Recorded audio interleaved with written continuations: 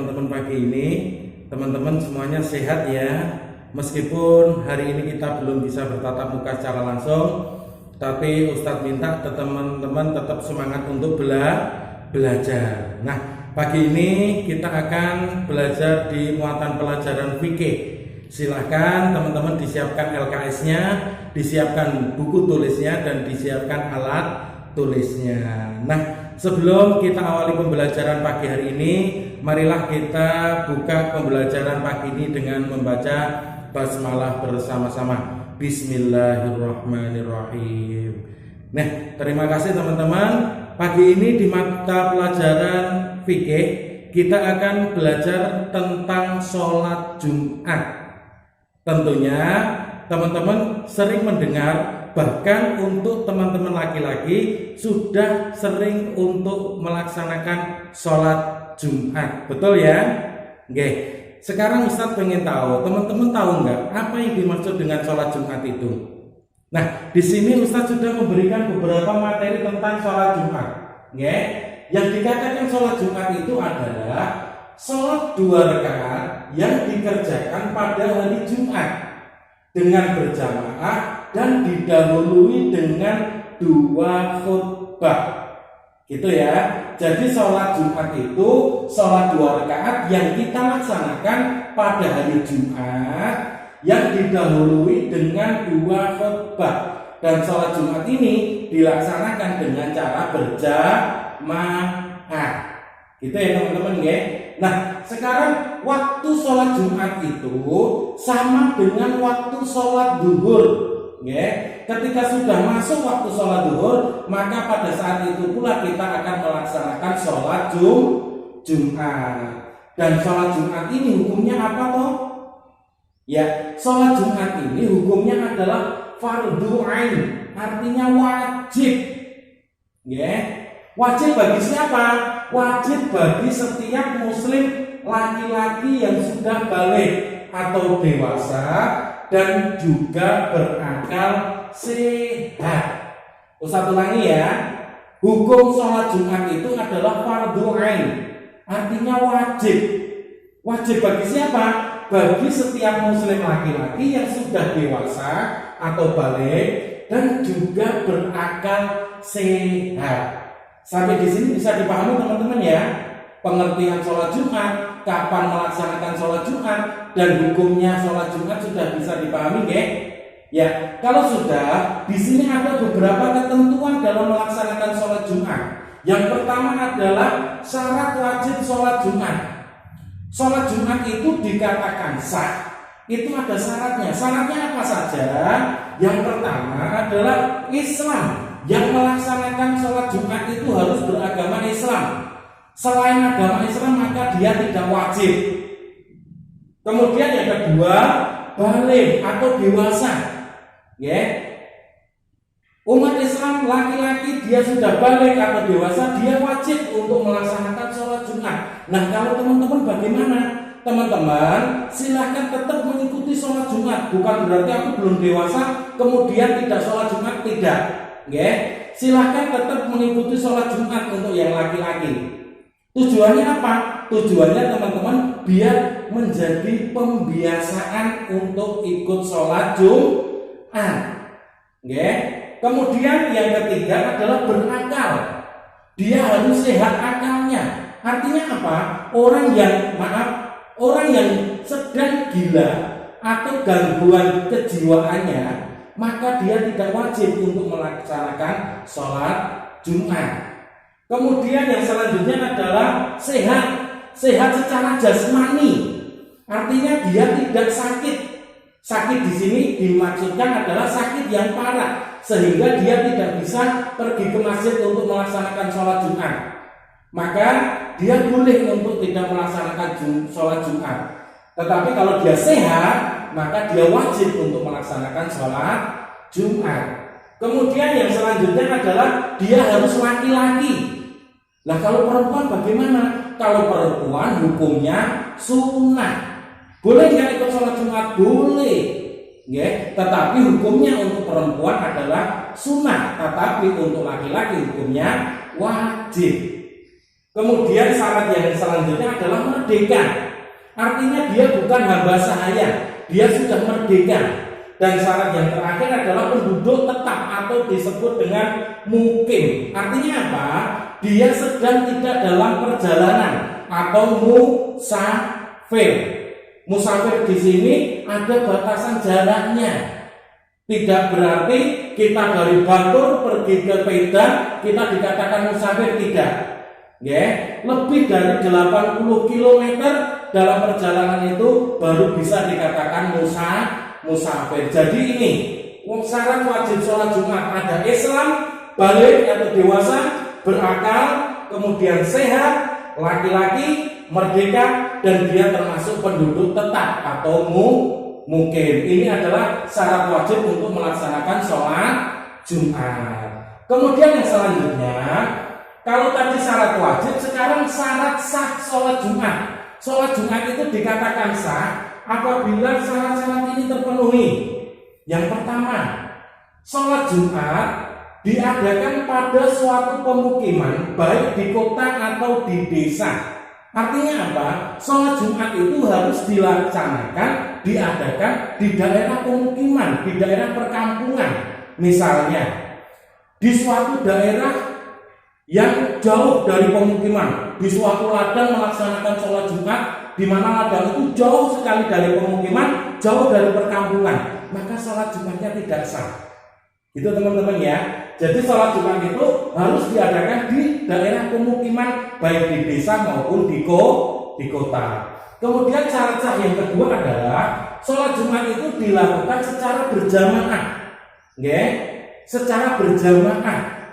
Ada imam, ada makmumnya. Tetapi untuk jumlah jamaahnya di sini ada perbedaannya. Ada ulama yang mengatakan minimal jamaahnya itu harus 40 orang. Kemudian ada juga ulama yang mengatakan jamaahnya itu harus lebih dari 40 orang. Tetapi ada juga yang mengatakan, sebagian ulama mengatakan bahwa sholat Jumat itu boleh dilaksanakan 2 orang saja boleh, karena 2 orang itu sudah dikatakan berjamaah. Nah, ini adalah perbedaan-perbedaan pendapat tentang jumlah orang yang mengikuti sholat Jumat. Kemudian syarat sah yang ketiga adalah dikerjakan pada waktu zuhur. Ketika sudah masuk waktu zuhur, maka disitulah kita akan melaksanakan sholat Jumat. Kemudian syarat sah yang terakhir adalah dilaksanakan setelah 2 khutbah. Jadi sebelum kita melaksanakan sholat Jumat 2 rakaat itu akan didahului 2 khutbah terlebih dahulu. Kita mendengarkan khutbah terlebih dahulu. Gitu ya teman-teman ya. Ini tadi adalah syarat sah sholat Jumat.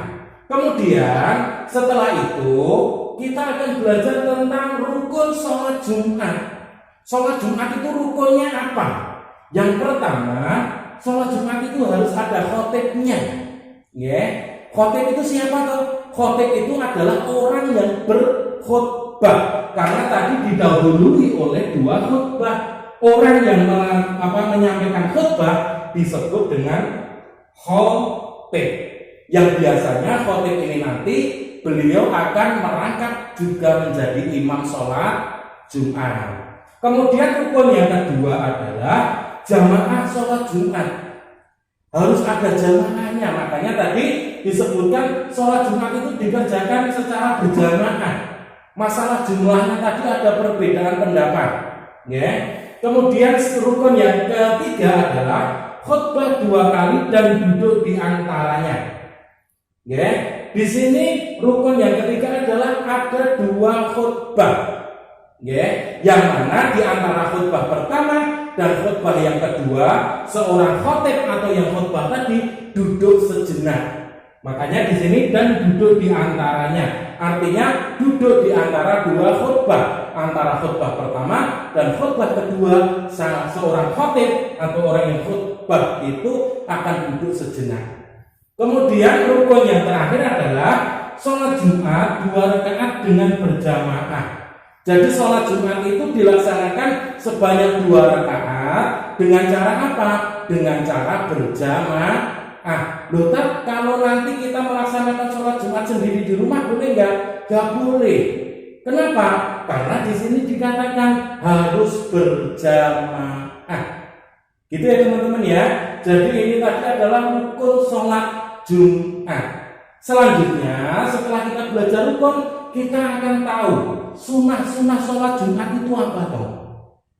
Supaya kita tidak hanya mendapatkan pahala yang kita laksanakan sholat Jumat, ada sunah-sunahnya biar pahala kita tambah banyak lagi. Nah, sholat Jumat ini sunahnya apa saja? Yang pertama adalah mandi sebelum berangkat.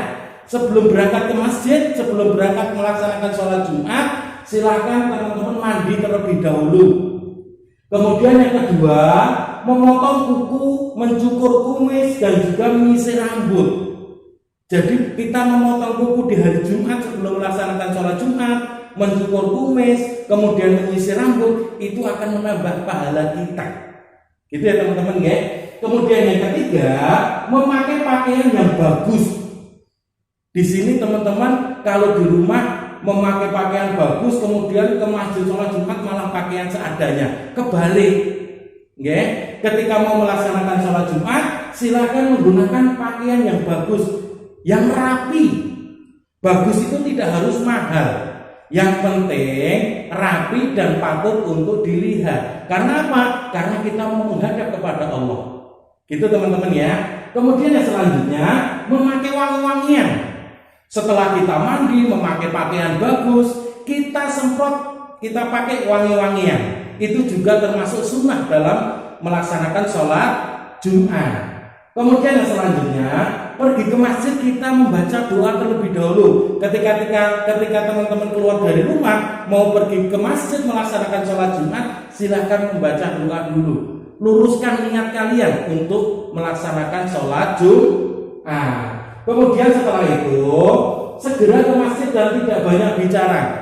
Ketika sudah masuk waktu menjelang sholat zuhur, segera pergi ke masjid. Dan ketika pergi ke masjid, baik dari perjalanan maupun nanti sudah berada di masjid, silakan teman-teman dikurangi bicaranya. Bukan malah gojek ketika berangkat ke masjid, bahkan ketika di dalam masjid, ketika khutbah malah gojek, itu salah. Ya, di sini disunahkan kita tidak banyak bicara. Ya. Kemudian selanjutnya melaksanakan sholat tahiyatul masjid.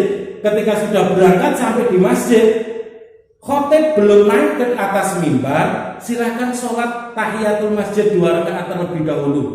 Ya, setelah sholat tahiyatul masjid, khotib kok belum naik ke atas mimbar, silakan teman-teman sambil zikir kepada Allah, mengingat kepada Allah, baca sholawat boleh, baca tahlil boleh, baca istighfar boleh, atau yang lainnya. Zikir kepada Allah sambil menunggu khotib naik ke atas mimbar. Kemudian ketika sudah melaksanakan sholat sunnah tahiyatul masjid, kemudian khotib naik ke atas mimbar, kita harus mendengarkan khutbah.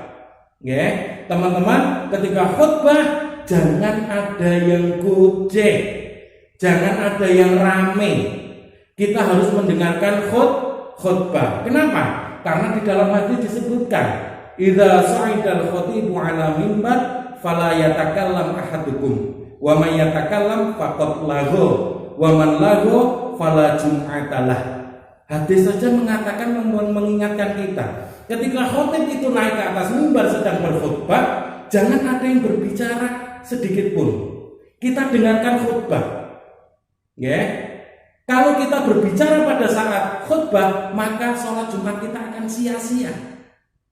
Dan sia-sia itu menjadikan fala jum'atalah, maka dia tidak mendapatkan pahala sholat Jumat. Ya. Maka ketika khotib di atas mimbar sedang berkhutbah, jangan ada yang rame, jangan ada yang gojek.